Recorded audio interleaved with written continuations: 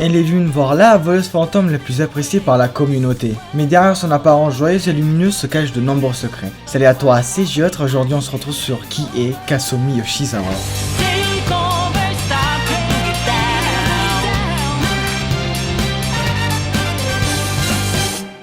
Kasumi Yoshizawa, que dire sur elle? C'est la fille populaire du lycée admirée par tous. Brillante, talentueuse et toujours souriante. Une gymnaste à l'aise en compétition et dont la présence illumine presque tout le lycée. Bon, c'est vrai que sur ce point-là, j'abuse un peu beaucoup. Mais la connaissez-vous vraiment? Derrière son visage de jeune fille joyeuse se cache une personne profondément fragile en manque de confiance en elle. Plus on avance dans son Sonic, plus Ren l'aide à se reconstruire, à reprendre confiance petit à petit, à se remettre en doute et à se libérer de la pression qui pèse sur ses épaules. On apprend que Kasumi a perdu sa sœur Sumire dans un accident de voiture. Depuis, elle s'efforce de réussir en gymnastique, de monter jusqu'aux championnats nationaux et de tout donner pour honorer la mémoire de Sumire. Dans sa tête, chaque exercice, chaque médaille, chaque victoire est un hommage à sa sœur Sumire. Mais malgré les efforts, elle se heurte à des échecs. Son entourage commence à douter d'elle, certains allant jusqu'à dire qu'elle ne mérite pas les privilèges et les attentions qu'elle reçoit. Cette pression constante renforce encore plus ses doutes et son manque de confiance en elle. Ceci transforme son désir de rendre hommage à Sumire et une obsession pour prouver sa valeur. Heureusement, Ren est là pour l'aider à se sentir mieux. On peut le voir à quel point ils sont proches, notamment à Hawaï, où elle nous fait la surprise d'être présente pour une compétition de gymnastique. Elle nous montre son porte-bonheur qu'elle a acheté là-bas, ironiquement très japonais, malgré qu'elle l'a acheté à Hawaï. Pour elle, cet objet est un symbole concret de ses espoirs, de ses rêves et de sa volonté de ne pas abandonner son rêve. Mais un jour, tout bascule. Elle apprend qu'elle risque de perdre son titre d'honneur à cause de ses mauvais résultats. Déprimée, elle fait tomber malencontreusement son porte-bonheur sur nous. On part alors à sa recherche pour l'y rendre. Mais soudain, sans explication, le décor change. On se retrouve dans le métaverse. Pas le temps de réfléchir, il faut retrouver Kasumi avant qu'il lui arrive quoi que ce soit. Quand on la retrouve, quelque chose ne va pas. Il y a deux Kasumi. L'une d'entre elles a les cheveux détachés, le regard sombre, parle de manière étrange, comme si elle portait un traumatisme profond. Elle murmure que c'est de sa faute et qu'elle doit faire quelque chose. Mais on ne sait pas quoi. Une ombre apparaît et tue son double. Suite à ça, on entend plein de voix qui lui disent qu'elle n'est pas à la hauteur. Ces voix sont tous les jugements, toutes les critiques, toutes les attentes qu'elle a accumulées. Kasumi est fatiguée de toutes ces exigences et ces critiques, de ces personnes qui la jugent. Elle a la marre de ne pas être parfaite et de ne pas atteindre les objectifs que les autres y veulent. Car c'est Yoshizawa Kasumi desu.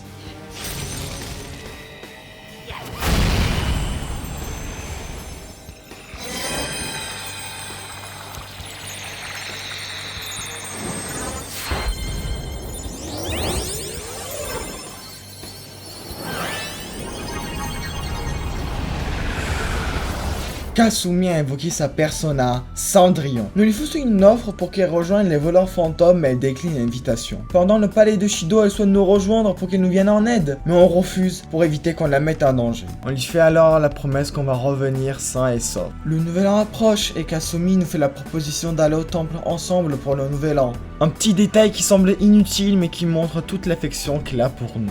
Une fois au temple, quelque chose d'étrange se passe. Tout le groupe vient comme si tous leurs soucis n'avaient jamais existé. Le père de Haru est encore en vie, Iwakaba est encore en vie aussi, et le père de Makoto n'était jamais mort. Comme s'ils étaient tous revenus à la vie. Le groupe est parti faire ce que bon leur semble de leur journée. Il reste plus que nous et Kasumi. Elle décide de nous présenter son père. Lorsqu'on entend son père parler, on remarque une incohérence. Comme s'il appelait sa fille autre chose que Kasumi. De retour chez nous, Morgana est un humain et Wakaba est vivante. Akechi et Kasumi se sont aussi rendus compte que quelque chose clochait. On part alors explorer le palais du stade jusqu'à tomber sur cet affreux souvenir.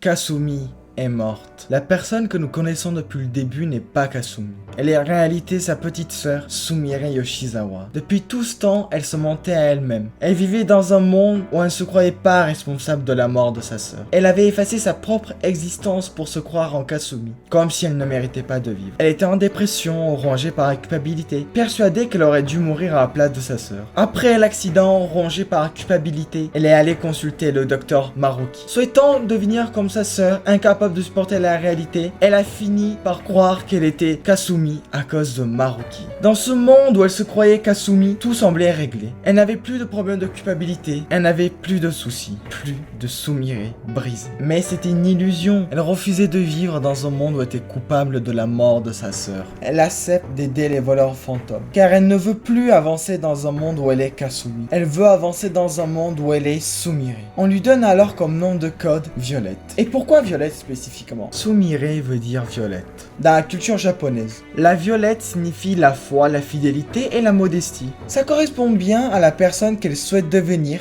avancer en tant qu'elle-même et non en autre personne.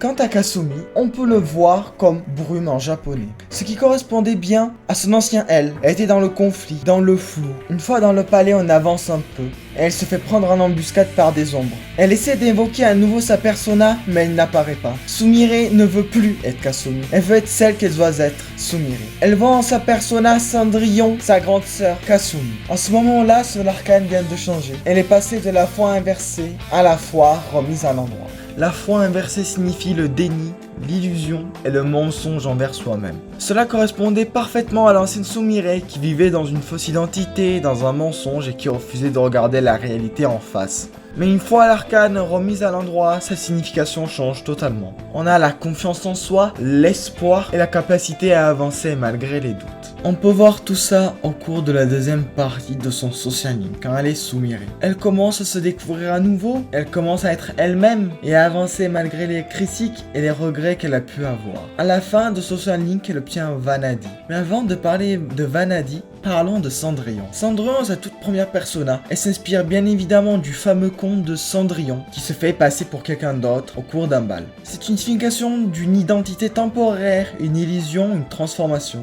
C'est exactement ce que faisait Sumire. Elle vivait en tant que quelqu'un qu'elle n'était pas. Elle portait l'identité de Kasumi alors qu'elle était seulement Sumire. Fragile, coupable et perdue. Cendrillon n'est donc pas seulement un nom de persona intéressant. C'est un reflet de son mensonge, de sa double identité et de son besoin de se cacher. Plus tard, Cendrillon évolue en Vanadi. Vanadi est un nom de Freya, déesse nordique de l'amour, de la guerre et de la dualité émotionnelle. Elle représente à la fois la force et la vulnérabilité, l'amour et la douceur, la guerre et la tendresse. Cela représente parfaitement Sumire, une jeune fille brisée qui apprend à devenir forte, à accepter ses faiblesses et à faire face à ses émotions sans se laisser submerger. Vanadi symbolise son passage d'une illusion à une vérité assumée. Elle ne se casse plus derrière Kasumi, elle lutte, elle avance, elle se bat pour ses amis, pour son propre avenir. Et enfin, son personnage ultime, Ella. Ella est le véritable prénom de Cendrillon. La raison de pourquoi on l'appelait Cendrillon, c'est à cause des cendres qu'elle portait sur elle en permanence. Ce personnage symbolise l'acceptation de soi. Sumire n'a plus besoin de se cacher derrière une illusion. Elle s'accepte enfin réellement. Une fois Maruki battue, elle continue d'avancer en tant que Sumire. Elle a réussi à faire le deuil de sa sœur Kasumi. Pour lui rendre hommage, elle décide de porter le ruban qu'elle porte depuis toujours. Sumire est quelqu'un qui voulait devenir parfaite en étant une autre personne, avant de comprendre que sa vraie valeur était d'être elle-même.